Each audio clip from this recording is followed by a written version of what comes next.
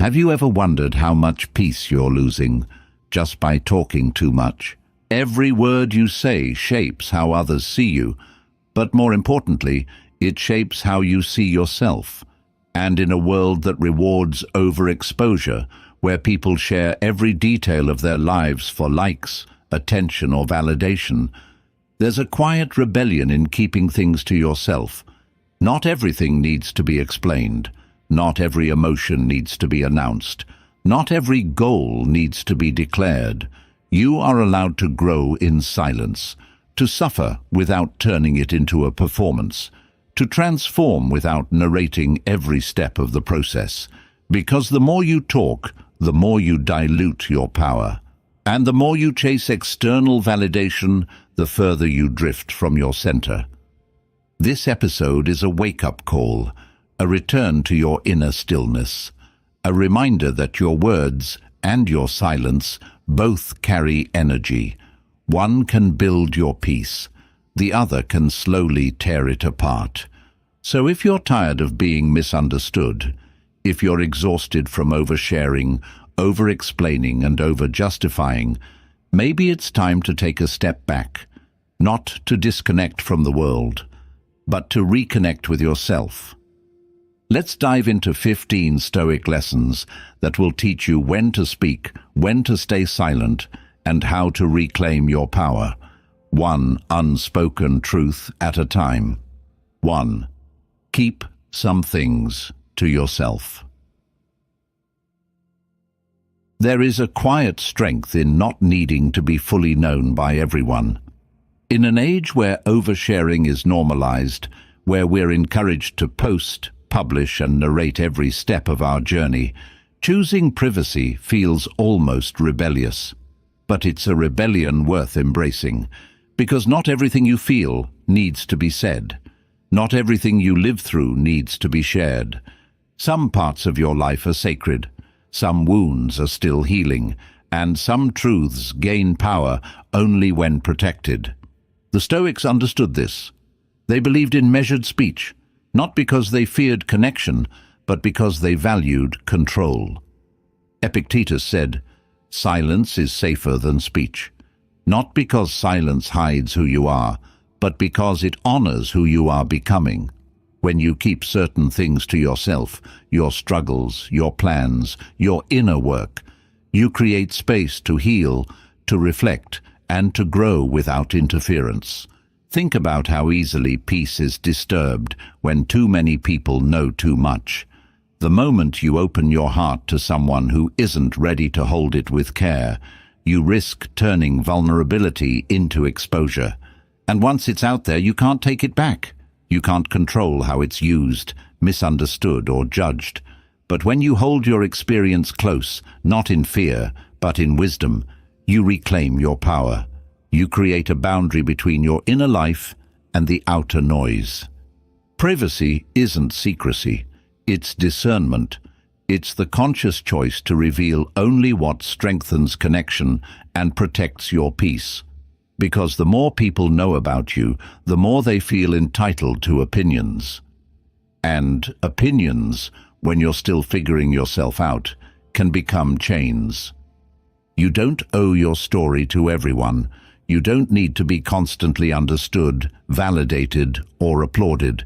Sometimes the most powerful transformation happens in silence, when no one's watching and you're not performing. Just you, facing yourself honestly. So here's the challenge. Next time something painful or exciting happens, resist the urge to immediately share it. Sit with it. Ask yourself, does sharing this serve my growth, or is it just a reflex? You'll find that in the stillness, your thoughts become clearer, your emotions settle, and your strength grows. Because when you keep some things to yourself, you're not closing the world out. You're building a sanctuary within. 2. Your words teach others how to treat you. Have you ever noticed how the more you talk about your problems, the more people begin to see you as the problem? It's a hard truth, but an important one.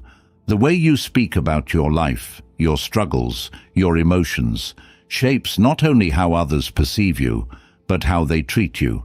Your words become a mirror. If all you reflect is pain, frustration, and self-doubt, people will start relating to you through that lens, even if you are so much more than what you're going through. The Stoics were masters of emotional discipline, not repression, but restraint. Seneca wrote, "Speech reveals the state of the soul," and if your speech constantly revolves around hardship, it's not just others who internalize that story. You do too. You start to believe that your pain is your identity, that your wounds define you, that your story is always heavy. But here's the shift. What if you began speaking from strength, not just suffering?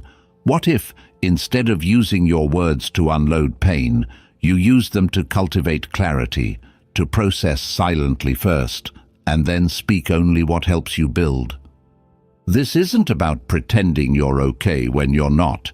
It's about choosing who you speak to, how you speak, and why. Because when you tell your story over and over again to people who can't hold it, you risk distorting it. You risk being reduced to it. Think of your words as invitations. Every time you speak, you invite people into a certain version of you. Are you inviting them into your strength or into your struggle? Are you asking for support or simply rehearsing your pain? Emotional maturity means learning how to process before you perform. It means finding stillness first, then speaking with purpose.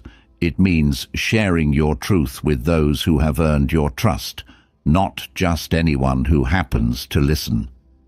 So take a moment and reflect. What story are your words telling? What patterns have you created through the way you express yourself?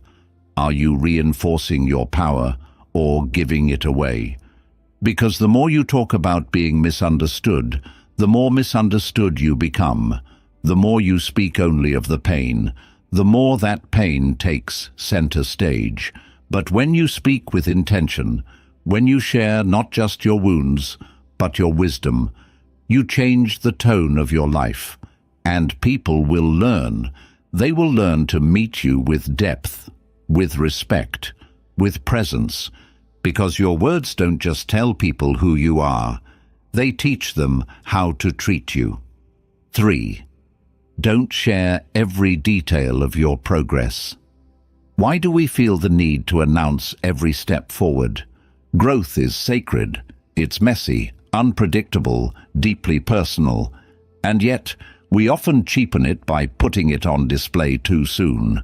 You start going to the gym, and you post a photo, you read a book, and you quote it before you finished processing it. You make a decision to change, and you rush to tell everyone before you've even lived that change long enough to embody it. But here's the thing. Talking too much about your progress can actually weaken it. It creates a false sense of accomplishment. It tricks the mind into believing the job is done, when in reality, it's only just begun. And the more people you invite into your growth, the more noise you'll have to sift through, opinions, doubts, distractions, all pulling you away from your center. The Stoics understood this deeply. They believed that true transformation speaks through action, not announcement. Epictetus reminds us, first say to yourself what you would be, and then do what you have to do. The key phrase here is do. Not post, not explain, just do. Because real progress is quiet. It doesn't beg to be seen. It builds strength in the background, and by the time others notice, the work is already done. You've already become. There's also a kind of pressure that comes from oversharing. The moment you tell people you're trying to change, you invite their expectations. You start performing your growth instead of living it. You feel the need to prove something, and if you stumble, which you will because growth is never linear, the fear of judgment might stop you from continuing altogether. So what if you kept your progress private, not hidden, just protected? What if you let the new version of you take shape, without commentary, without outside input, without the burden of early applause? It's okay to move in silence, to build in silence, to heal in silence. Not everyone needs to know you're changing. The ones who need to know will feel it, and the ones who don't matter.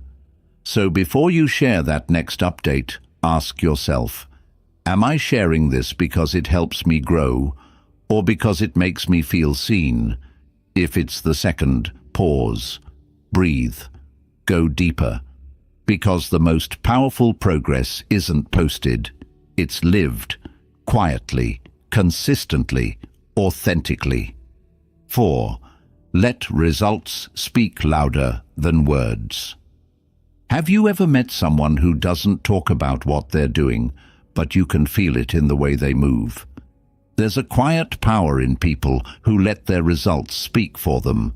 No boasting, no constant updates, just presence, just action, just outcomes that can't be faked. And in a world addicted to telling, explaining, and oversharing, that kind of silence becomes magnetic. The Stoics believed that truth didn't need decoration, that what is real reveals itself eventually, and no amount of talk can substitute the weight of action. Seneca wrote, "What you do should speak so loudly that you don't need to say a word." The idea isn't to stay hidden forever, but to let your life become the message, not your mouth.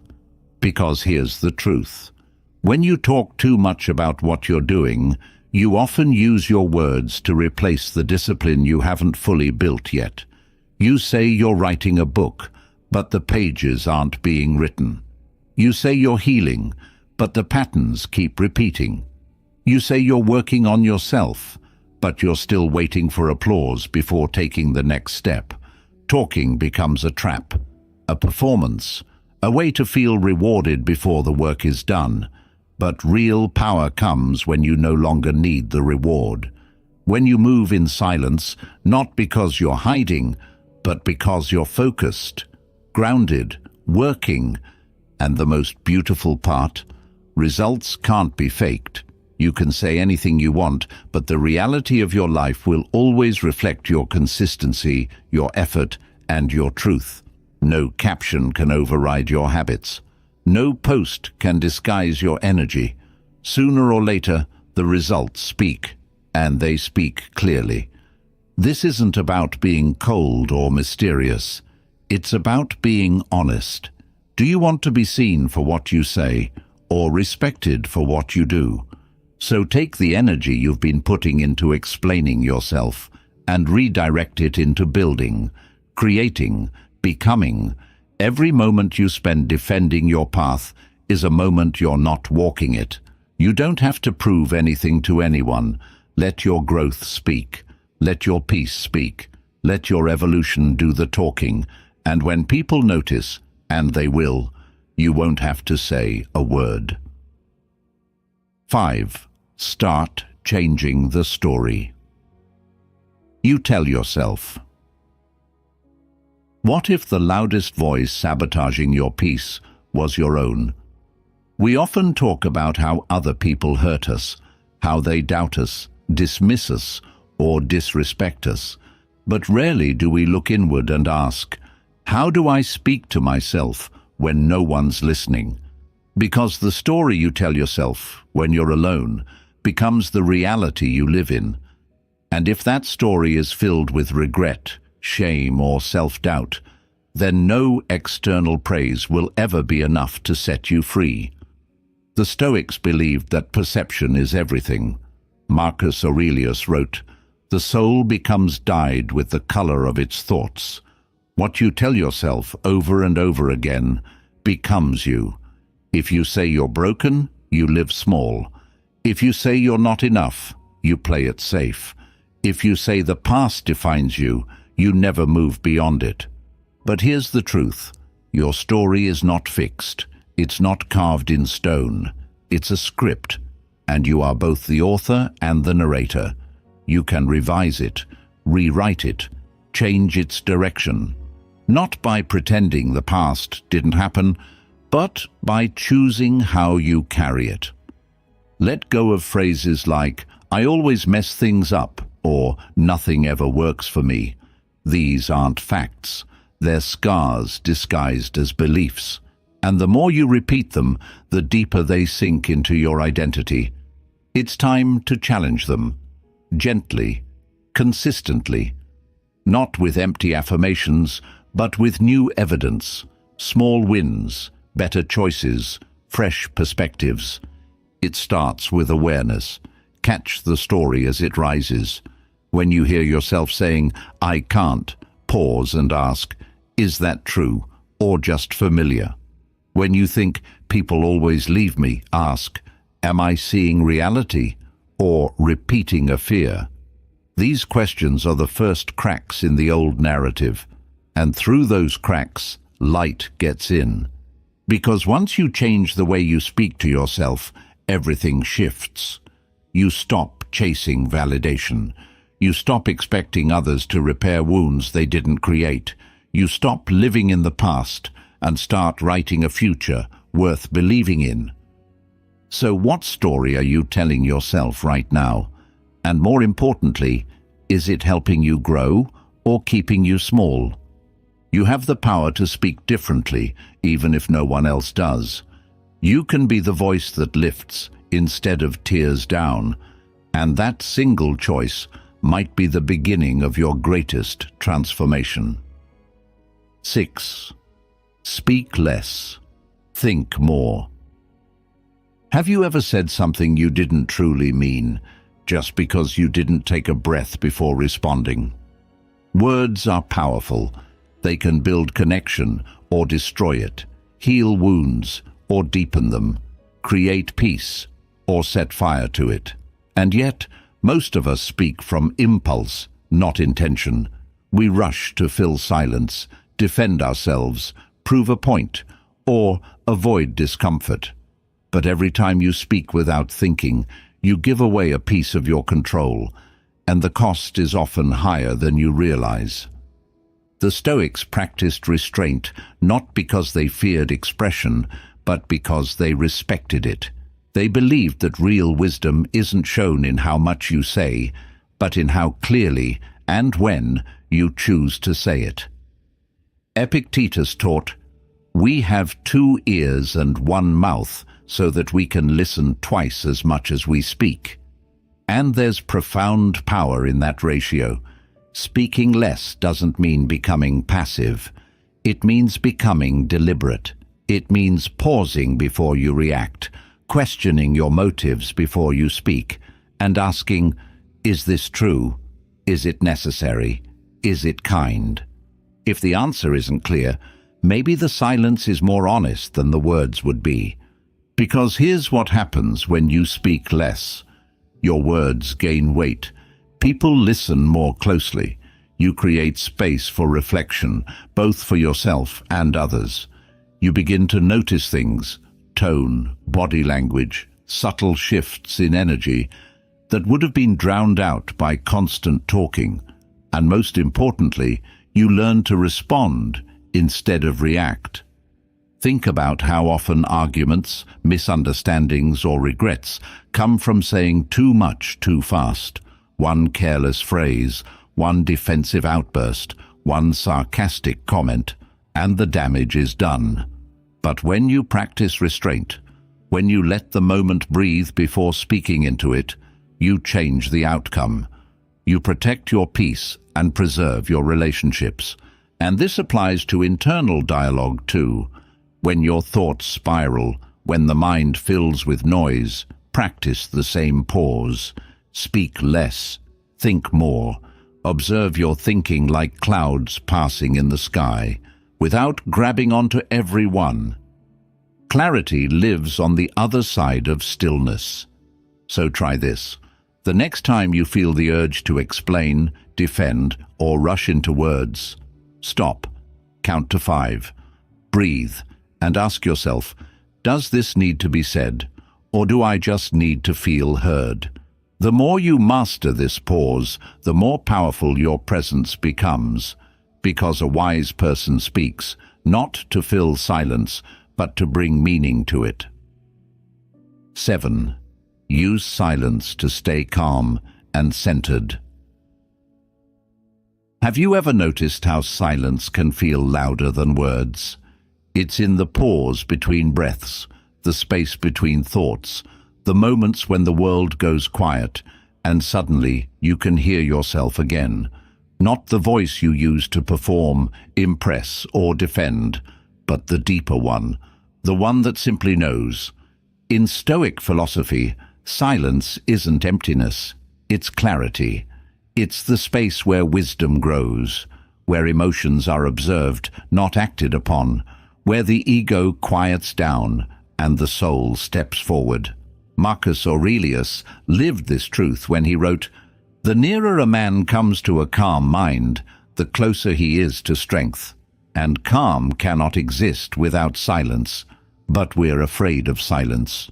We try to fill it with noise, conversations, music, distractions. We fear what might rise in its absence, discomfort, anxiety, old pain. So we run from it, not realizing that silence isn't the enemy. It's the mirror. It shows us what's really there, beneath the surface. Using silence to stay centered isn't about avoiding life. It's about stepping out of reactivity. When you choose silence in a moment of tension, you create space for clarity. When you choose silence in the middle of chaos, you create space for stability. You're no longer pulled into every emotional wave. You become the ocean beneath them. This kind of silence isn't cold or distant. It's composed. It's the calm in the eye of the storm. And when others are yelling, reacting, demanding, your stillness becomes a force they can't shake. It unsettles the reactive. It empowers the mindful. But like any discipline, it takes practice. Start small. The next time you feel overwhelmed, resist the urge to vent immediately. Sit with the feeling. Let it pass through you without needing to put it into words. Let silence do what words cannot. Soothe, center, restore. And in your daily life, build silent rituals. A few minutes each morning without your phone. A quiet walk. Deep breathing before you speak. These aren't luxuries, they're tools. Tools that sharpen your awareness and bring you back to yourself. Because silence doesn't mean nothing is happening. Often, it's when the most important shifts are taking place. Quietly, invisibly, powerfully. So trust the stillness. Protect it. Return to it often. Because in a noisy world, silence is not weakness. It's a superpower. 8. Protect your deepest fears. Who do you trust with your unspoken fears? It's a question that cuts deep, because too often we hand over our most vulnerable truths to people who haven't earned the right to hold them. We open up quickly, hoping to feel understood, only to walk away feeling exposed, dismissed, or judged. And that sting, it doesn't just wound us, it teaches us to fear intimacy, to mistrust others, and even worse, to mistrust ourselves. But here's the Stoic truth. Your fears are sacred, not because they define you, but because they reveal you. They uncover the softest parts of who you are, the wounds, the doubts, the stories you carry in silence. And when you share those fears too freely, without discernment, you give people access to your most delicate layers, layers they may not know how to handle. Seneca wrote, "No man was ever wise by chance," and wisdom includes knowing the weight of your words, especially the ones spoken in vulnerability. Not everyone deserves your inner world. Not everyone can meet your depth with care, and not everyone will see your fear as something human. Some will see it as weakness, some will use it to control, and some will simply not understand and unintentionally break what you've worked hard to protect. This doesn't mean close yourself off. It means be selective. Share with those who have earned your trust over time, not just those who seem safe in the moment. Build your inner circle slowly and keep your most tender truths in the hands of those who show you they can hold them with respect, not reaction. And perhaps even more importantly, learn to sit with your own fears first, before rushing to share them. When you process in solitude, you give yourself space to understand the root of what you're feeling. You begin to realize that not all fears need fixing. Some just need presence. Some just need you, steady, compassionate, patient. Because when you become your own safe space, you stop giving that responsibility to others. You share because you choose to, not because you need to.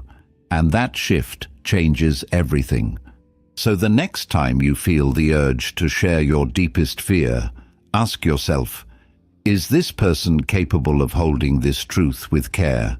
Or am I seeking comfort where there is no capacity? Your inner world is not a stage. Treat it like a sacred place, because that's exactly what it is. 9. Talking too much about your goals can kill your drive. Have you ever felt proud just from saying what you're going to do before actually doing it? It's more common than you think. You set a goal to change, to build, to become, and your first instinct is to announce it. You tell your friends, your followers, your family, and for a moment, it feels good. You feel accomplished, seen, supported, but that feeling, it's a trick, a reward you haven't earned yet. And too often, it steals the hunger that was meant to fuel your journey. The Stoics warned against this illusion. Epictetus taught, don't explain your philosophy, embody it. The moment you talk too much about your vision, you risk mistaking words for action. You feel like you've taken a step forward, when in truth, you've just drained momentum. This isn't about hiding your goals.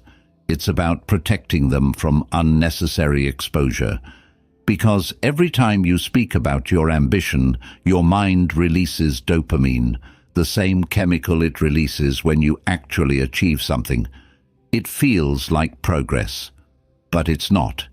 It's just performance. And the danger is real. The more you talk, the less you need to act, because your brain already thinks you've arrived.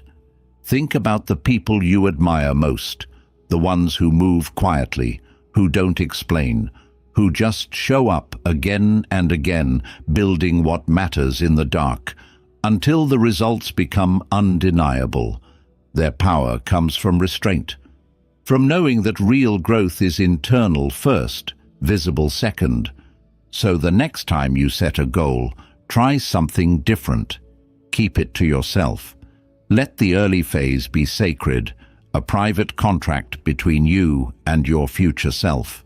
No applause, no validation, just discipline. Let your energy go into execution, not explanation. Let your effort speak before your voice does, and trust that the results will say more than any announcement ever could, because there's a strength in restraint, in choosing not to perform, not because you doubt yourself, but because you're already on the path. And that path doesn't need an audience, it needs action. 10. Be a good listener, not just a talker. When was the last time you listened, truly listened, without waiting to reply? Most conversations today aren't really conversations. They're overlapping monologues, two people talking, but neither fully hearing, each one waiting for their turn, preparing their next point, defending their ego, or trying to impress. And in that noise, the connection, the real human connection, quietly dies. The Stoics understood the value of listening, not just as a social skill, but as a form of wisdom. Zeno of Citium, the founder of Stoicism, believed that silence and listening were foundations of a disciplined mind. And Epictetus reminded us, "We have 2 ears and 1 mouth for a reason." The message is simple: listen more than you speak, and you will learn more than you expect. Listening isn't passive, it's an act of presence. It's a moment where you lay down your need to be right, to be seen, or to be heard, and instead you offer space. Space for someone else to unfold, to feel understood, to be met with attention instead of interruption. And here's the paradox: the less you speak, the more others reveal. In your stillness, people feel safe. They open up. They speak truths they didn't even know they were holding. And you begin to understand more about people, about life, and even about yourself, simply by receiving rather than reacting. But being a good listener doesn't just serve others, it disciplines your own mind. It forces you to slow down, to hold back impulsive reactions, to resist the urge to correct, fix, or control the narrative. In that pause, something powerful happens. Your emotional intelligence sharpens, your perspective widens, your patience grows. Listening teaches humility. It reminds you that your voice doesn't always need to lead, that your wisdom doesn't lose value in silence, that sometimes the most intelligent response is no response at all. So in your next conversation, try this. Stop preparing your answer while the other person is speaking. Look at them. Feel what they're really saying. Let their words land, not on your ego, but on your awareness. Because the world doesn't need more talkers. It needs people who know how to witness, how to hold space, how to hear between the lines. And when you become one of them, something beautiful unfolds. You speak less, you understand more. And when you finally do speak, your words carry weight. 11. Think before you speak. How many times have you regretted words that felt right in the moment, but left damage in their wake? It's one of the most human mistakes.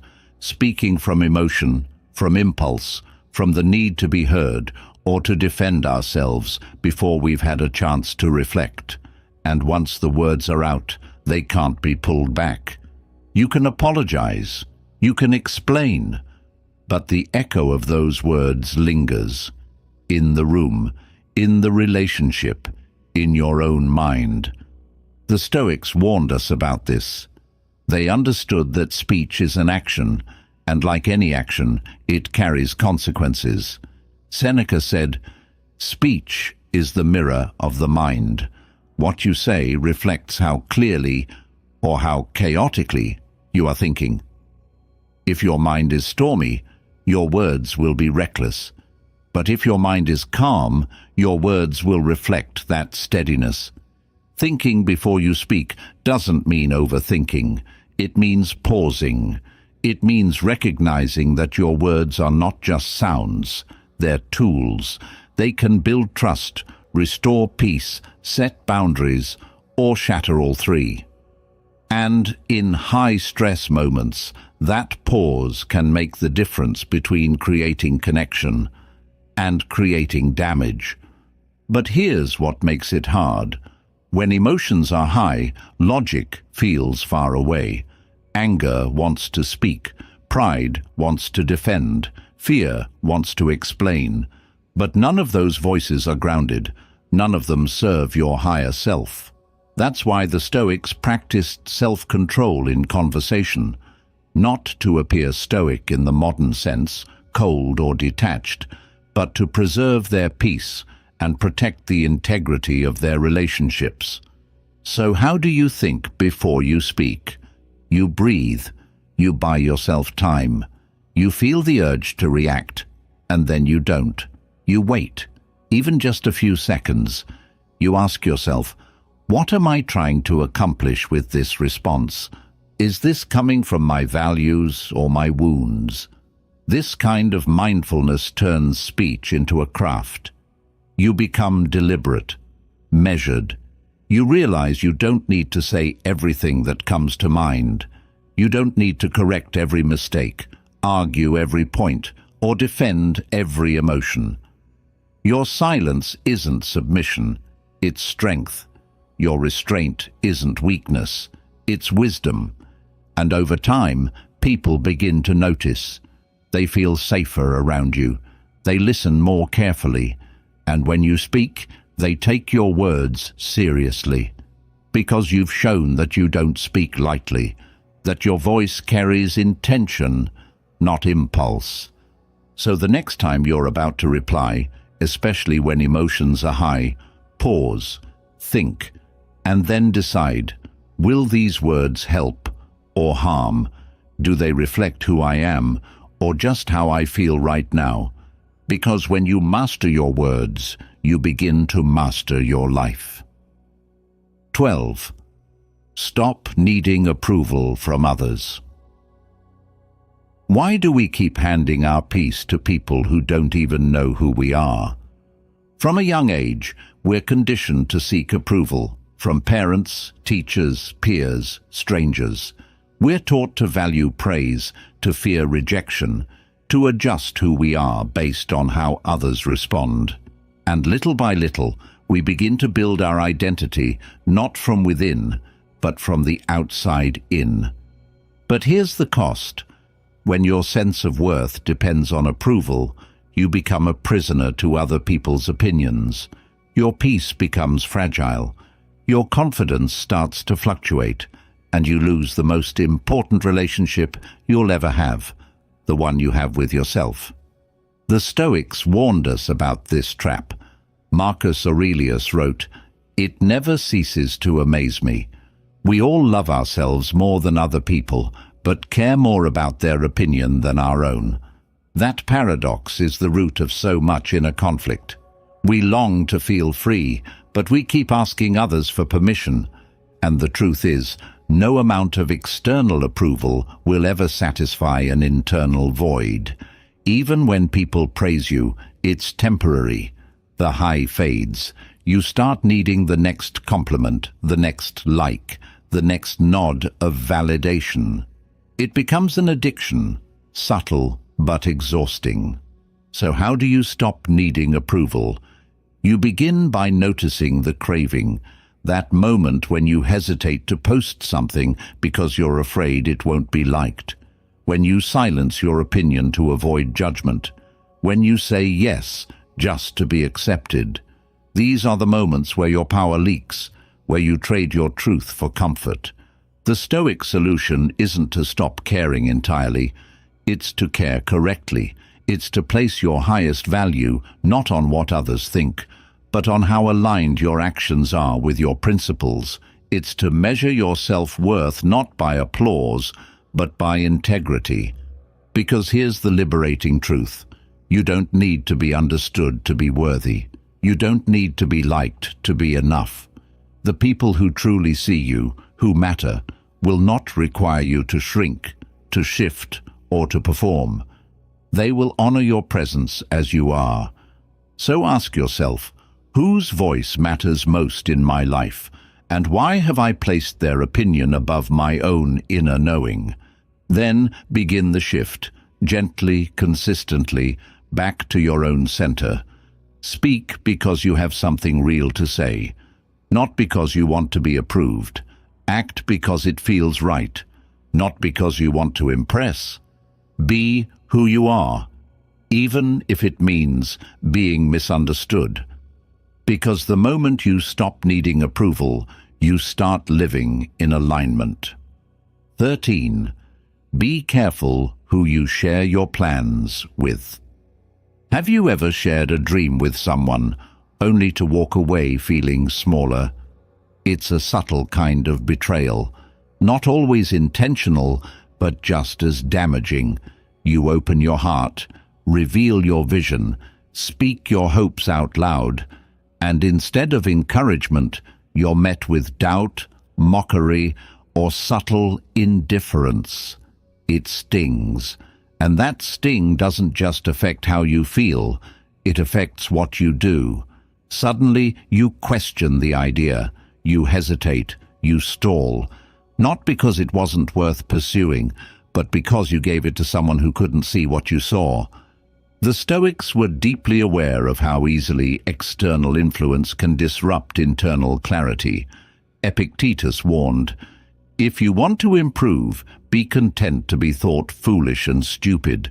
Not everyone will understand your plans. Not everyone is supposed to. But if you're not careful about who you share them with, you may lose the courage to act before you even begin." Dreams are delicate in their early stages. Before they take form, they live in the imagination, a place easily shaken by criticism. And when you speak them too soon, to the wrong people, you expose that fragile energy to forces that can distort, discourage, or even destroy it. So the wisdom is simple. Protect your plans like seeds. Don't dig them up too early to show the world. Let them take root in silence. Nourish them with action. Water them with discipline. And when they grow strong enough to stand on their own, then they'll be ready to be seen. This isn't about secrecy, it's about discernment. Not every listener is a supporter. Some people project their fears onto you. Others feel threatened by your growth. And many, without meaning to, will dilute your vision simply because they lack vision themselves. So ask yourself, does this person truly want to see me win, or do they just want to feel comfortable with who I've always been? That question alone can save you years of delayed progress. And remember, some of your biggest moves will have to be made in silence, not because you're hiding, but because you're focused. Not because you don't trust anyone, but because you trust yourself first. So the next time you're tempted to share your plan, pause. Ask, does this need to be said, or does it need to be built? Because once the result is real, you won't have to convince anyone. 14. Remember, silence is a form of power. In a world that screams for attention, the one who remains silent holds a different kind of authority. We're taught to speak up, speak out, speak often, as if silence equals weakness, passivity, or fear. But the truth is, silence can be one of the most powerful responses available to you, not because it hides your truth, but because it reveals your control. When you choose silence intentionally, not out of fear, but out of presence, you reclaim the space between stimulus and response. You protect your peace. You shift the balance of energy in any room. The Stoics knew this well. They practiced silence not as withdrawal, but as discipline. Marcus Aurelius wrote, "The more we value things outside our control, the less control we have." And nowhere is that more visible than in conversation. When the pressure to respond, to defend, to prove ourselves takes over. But silence interrupts that cycle. It invites stillness, and in stillness, power is restored. When someone provokes you and you respond with silence, you disarm them. You remove the fuel from their fire. You show that your peace is not up for negotiation, and that unsettles people who expect chaos. Silence becomes a boundary, one that says, "I'm not available for this energy." But silence isn't just for conflict. It's also where your inner voice grows louder. When you stop constantly filling the space with noise, digital, emotional, conversational, something sacred happens. Your instincts sharpen. Your clarity returns. You begin to hear the wisdom that's been drowned out by distractions, and you realize the answers were never outside of you. We often think of power as loud, forceful, obvious, But some of the strongest people you'll ever meet are the quiet ones, not because they have nothing to say, but because they know when saying nothing says more. So use silence with intention, as a filter, as protection, as a weapon of peace. You don't need to engage every battle. You don't need to fill every pause. You don't need to prove your strength with volume. Sometimes the most powerful thing you can do is simply not respond, because silence isn't empty, it's focused. And that focus, that's where your power lives. 15. Change your inner dialogue. Change your life. What if the way you speak to yourself is the reason you're still stuck? We often look outside for change, new routines, new habits, new opportunities, but the most transformative shift doesn't begin out there. It starts in here, in the language you use inside your own mind, because your inner dialogue becomes the script for your entire life. And if that script is filled with doubt, criticism, fear, or shame, no amount of external success will ever bring peace. The Stoics knew that mastery begins within. Marcus Aurelius constantly wrote to himself, not because he was lost, but because he understood the power of internal language. Very little is needed to make a happy life. It is all within yourself. That within includes the way you narrate your experiences, your challenges, your worth. Your thoughts are not just passing clouds, they are architects. They shape how you perceive the world, how you react to stress, how you interpret failure. And the most dangerous part, you get used to them. You hear the same negative phrases, "I'm not good enough," "I always fail," "This is who I am." And eventually they feel like truth, but they're not truth, they're habits, and habits can be broken. So how do you change your inner dialogue? You start by listening, really listening. Notice the words you use when you make a mistake. Are you cruel to yourself? Dismissive? Do you say things to yourself that you'd never say to someone you love? That's your signal. That's where the work begins. From there, you shift, not with fake positivity or empty affirmations, but with honesty, with strength. Replace "I'm a failure" with "I'm learning." Replace "I can't do this" with "I haven't figured it out yet." Replace "I always mess things up" with "I'm working on doing better." These are not lies, they're bridges. Bridges between who you were and who you're becoming. And here's what's powerful. The more you practice this new voice, the more natural it becomes. Over time, your mind stops being a battlefield and becomes a refuge. You begin to trust yourself again, to root for yourself instead of sabotaging your every step, because the truth is, no one hears you more than you. And if your own voice is not on your side, it's hard to win anything else. So today, become aware. Speak differently, to yourself, for yourself. Because once you change the way you talk to yourself, you'll start changing what you believe is possible. And that is the beginning of everything. You don't have to tell the world everything. You don't have to explain your every thought, every wound, every plan. In fact, the more you keep sacred things sacred, the more power you hold. In a culture that equates visibility with value, it takes strength to choose silence, to move in quiet, to live without constantly performing who you are. But the ones who master that silence, who learn to hold their fears with care, protect their growth, and speak only when words are rooted in wisdom, they are the ones who live with true peace. Because peace isn't found in being known by everyone. It's found in being honest with yourself and keeping what matters safe from noise. The Stoics didn't just teach philosophy, they modeled emotional self-respect, restraint, clarity.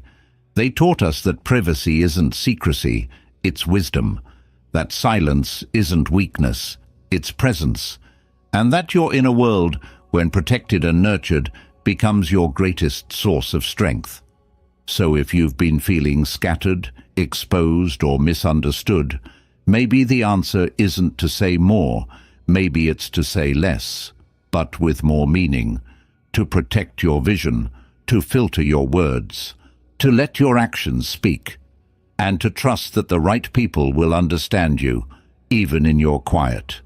If this episode gave you something to reflect on, something to feel, or something to change, I invite you to take it personally, make it yours, and most of all, begin, in silence, with intention, for no one else but you. And if you're on this path with me, searching for depth, truth, and a quieter kind of power, subscribe, share this with someone who needs it, and let's keep walking this road together. The world may be loud, but your clarity doesn't have to be.